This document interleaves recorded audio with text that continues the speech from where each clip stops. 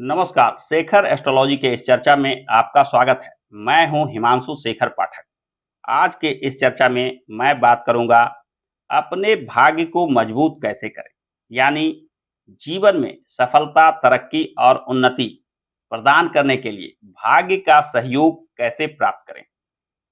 जीवन में हम जो भी कार्य करते हैं, उसकी सफलता और असफलता कुल मिलाकर आपके भाग्य पे निर्भर करता है। भाग्य को माने या ना माने, परंतु भाग्य अपने आप में अत्यंत महत्वपूर्ण चीज होती है। कोई व्यक्ति कम प्रयास से भी जीवन में सफलता की ऊंचाइयों पर पहुंच जाता है, जबकि कोई व्यक्ति अटूट श्रम करने के बावजूद भी वहां तक नहीं पहुंच पाता जहां उसकी इच्छा होती है। यानी आपके इच्छा के अनुसार फल मिलना आपके भाग्य पे निर्भर करता है। भाग्य का सहयोग हो तो सामान्य से सामान्य व्यक्ति भी सफलता की ऊंचाइयों पर पहुंच जाता है, जबकि भाग्य साथ ना दे रहा हो तो निश्चित मानिए कि जीवन में बाधा, विघ्न, दुख, कष्ट के अलावे कुछ प्राप्त नहीं होता है।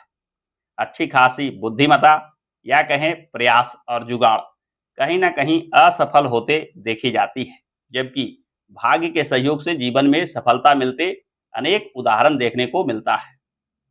किसी भी व्यक्ति को यह जानना हो कि आपका भाग्य कितना साथ दे रहा है, भाग्य को मजबूत कैसे करें, तो इसके लिए सबसे पहले हमें पत्रिका में कुछ बेसिक चीज़ों को जानना होगा। किसी भी जन्म पत्रिका में जन्म पत्रिका का यह जो भाव होता है, नौवां जो भाव होता है, जिसे नौवां घर के नाम से भी जानते हैं, इसे ही भाग्य भाव या धर्म का भाव कहा जाता है। इस भाव के स्वामी का भाग्य पे पूरा नियंत्रण होता है। इस भाव के स्वामी को ही भाग्येश, भाग्य भाव के स्वामी जैसे नामों से जाना जाता है। आप भी अपने जन्म पत्रिका में मिलान कर देखें कि इस भाव में कौन सा अंक लिखा है। यानी जो भी लग्न हो उसके आधार पे इस भाव में 1 से लेकर 12 तक कोई भी अंक लिखा होगा जो राशि का संकेत अंक होता है। यहाँ मैंने इस चार्ट में बना रखा है। जैसे 1 नंबर हो, 8 नंबर हो तो इसके स्वामी मंगल बनते हैं, 2 नंबर 7 नंबर हो तो इसके स्वामी शुक्र बनते हैं, 3 और 6 नंबर हो तो इसके स्वामी बुध बनते हैं, 4 नंबर हो तो इसके स्वामी चंद्रमा बनते हैं, 5 हो तो सूर्य, 9 और 12 हो तो गुरु और 10 और 11 हो तो शनि। जैसे इस उदाहरण पत्रिका में यहाँ 9 का अंक आ रहा है, तो यहाँ 9 और 12 के स्वामी गुरु बन रहे हैं। यानी इस पत्रिका में जो उदाहरण में मैंने लिया है, यहाँ 9 का अंक होने की वजह से गुरु भाग्य भाव के स्वामी बन रहे हैं, यानी भाग्य को नियंत्रण करने वाले ग्रह बन रहे हैं। आप भी अपने पत्रिका में मिलान कर देखें कि भाग्य भाव के स्वामी कौन से ग्रह बन रहे हैं। यह भाग्य भाव का स्वामी जन्म पत्रिका के यह 12 भाव में कहीं खास जगह पे विराजित होकर शुभ होते हैं, किसी खास जगह पर विराजित होकर अशुभ होते हैं या निर्बल हो जाते हैं।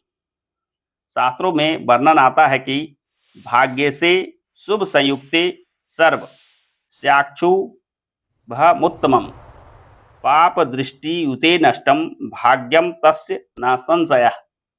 यानी भाग्येश जब शुभ ग्रह से संयुक्त हो, शुभ स्थान पे विराजित हो, तो मानकर चलिए कि भाग्य का बल आपके जीवन में विशेष रूप से मिलता है, भाग्य का सहयोग आपको विशेष रूप से प्राप्त होता है। वही पाप दृष्टि या पाप ग्रहों के साथ युक्त होना या अशुभ स्थान पे विराजित होना, यानी भाग्येश का पाप ग्रहों के साथ विराजित होना, पाप ग्रहों से दृष्ट होना या किसी अशुभ स्थान पे विराजित होना कहीं ना कहीं भाग्य को कमजोर कर देता है। भाग्येश का निर्बल होना ही भाग्य में बाधा, विघ्न कहा जाता है। इस मंत्र के आधार पे यह खास बात निकल कर आती है कि भाग्य भाव का स्वामी जब शुभ स्थान पे विराजित हो, यानी पहले 5वें 9वें या चौथे 7वें 10वें भाव में विराजित हो। पहले 5वें 9वें को केंद्र त्रिकोण का भाव कहा जाता है और पहले चौथे 7वें 10वें को संयुक्त रूप से केंद्र भाव कहा जाता है। जन्म पत्रिका में यह पहला, चौथा, 7वां, 10वां यह चारों भाव संयुक्त रूप से केंद्र भाव कहा जाता है और पहला, 5वां, 9वां संयुक्त रूप से केंद्र त्रिकोण भाव कहा जाता है।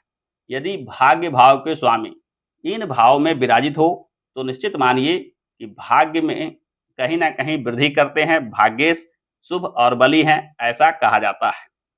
इस भाग्येश के साथ जब शुभ ग्रह युति बना रहे हों, योग बना रहे हों, यानी गुरु, शुक्र, बुध, चंद्रमा जैसे शुभ ग्रह जब आपके भाग्येश के साथ स्थित हों, भाग्येश के साथ योग बना रहे हों, इस स्थिति में भी भाग्य का सहयोग आपके जीवन में विशेष रूप से प्राप्त होता है। वहीं अशुभ भाग्येश की बात की जाए तो भाग्य भाव का स्वामी छठे, 8वें, 12वें भाव में, जिसे संयुक्त रूप से त्रिक भाव की संज्ञा दी गई है। जन्म पत्रिका में यह छठा भाव, यह 8वां भाव और यह 12वां भाव होता है। यदि भाग्य भाव के स्वामी इन भाव में विराजित हों तो यह निर्बल हो जाते हैं। साथ ही साथ अशुभ ग्रहों से दृष्ट या अशुभ ग्रहों से योग बना रहे हो तो भी भाग्य के स्वामी निर्बल हो जाते हैं, ऐसा कहा जाता है। अशुभ ग्रहों की बात की जाए तो मंगल, शनि, राहु और केतु के साथ यदि आपके भाग्येश विराजित हो जाते हैं तो यह भी भाग्य में बाधा का संकेत देता है। तो भाग्य भाव के स्वामी की क्या स्थिति है और वह शुभ ग्रह के साथ विराजित है या अशुभ ग्रह के साथ विराजित है, ये स्थिति ही बताता है कि जीवन में भाग्य का सहयोग कितना प्राप्त होगा। भाग्य को बली बनाने में गुरु ग्रह को भी विशेष महत्व दिया गया है। शास्त्रों में वर्णन आता है कि भाग्य भाव के स्वामी के साथ साथ गुरु ग्रह भी यदि मजबूत और बलवान हो तो वैसे व्यक्ति का भाग्य जीवन पर्यंत साथ देता है, यानी बचपन से लेकर वृद्धावस्था तक भाग्य के सहयोग से सफलता और तरक्की प्राप्त होती है। अब चर्चा यह उठता है कि अपने भाग्य को मजबूत कैसे करें। सबसे पहले जब आप यह जान लेते हैं कि आपके भाग्य भाव के स्वामी कौन से ग्रह बन रहे हैं, उस ग्रह से जुड़े पूजा पाठ को, खासकर उस ग्रह से जुड़े दिन को, उस ग्रह से जुड़े पूजा पाठ को करते हैं। जैसे चंद्रमा के लिए सोमवार, सूर्य के लिए रविवार, मंगल के लिए मंगलवार। इन खास दिन में यदि इस ग्रह से जुड़े पूजा पाठ को करते हैं, इस ग्रह से जुड़े मूल बीज मंत्र का पाठ करते हैं, तो आपके जीवन में इस ग्रह के शुभ प्रभाव में वृद्धि देखी जाती है। साथ ही साथ जब शास्त्र में वर्णन मिलता है कि गुरु ग्रह का भी भाग्य को बढ़ाने में सहयोग होता है, तो गुरु के प्रभाव को बढ़ाने के लिए धार्मिक बनना, यानी धर्म कर्म में रुचि लेना, पूजा पाठ इत्यादि में रुचि लेना गुरु के प्रभाव को बढ़ा सकता है। तो यदि आप अपने भाग्य में वृद्धि करना चाहते हैं, भाग्य को मजबूत करना चाहते हैं, तो गुरु के प्रभाव को बढ़ाने के लिए आपको नियमित रूप से पूजा पाठ, मंदिर जाना, धर्म स्थान में जाकर धार्मिक कार्य करना जैसे चीज़ों को बढ़ा देना चाहिए।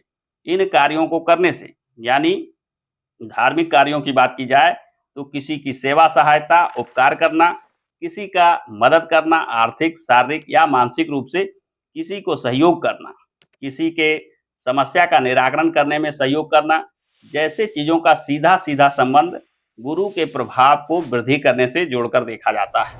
जब गुरु का प्रभाव जीवन में बढ़ता है, तो भाग्य का भी सहयोग प्राप्त होने लगता है।